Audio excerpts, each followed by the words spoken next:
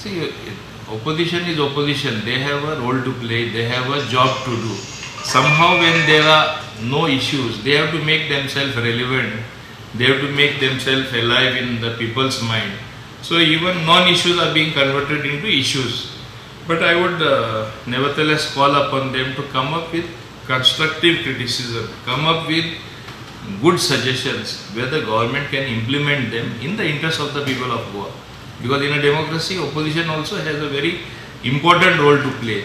I for one was surprised once when Reginald issued a statement saying, no, in Goa the new rates should never be applicable, the new motor vehicle act should never be applied. Can we do this? Are we not part of the Indian Union? Can we circumvent central laws? Can we circumvent amendment to the Motor Vehicles Act and not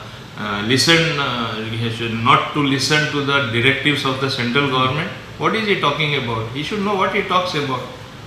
He goes to the extent of saying, as a responsible member from the opposition, who otherwise sometimes raises a good question, he goes to the extent of saying, no, this should not be applied to Goa. Can it be done? With great difficulty, I have convinced the Central Minister and his officials that I will make the new Motor Vehicles Act applicable in Goa only from January, as on moral grounds, because our roads are very, very bad, though both don't have any connection.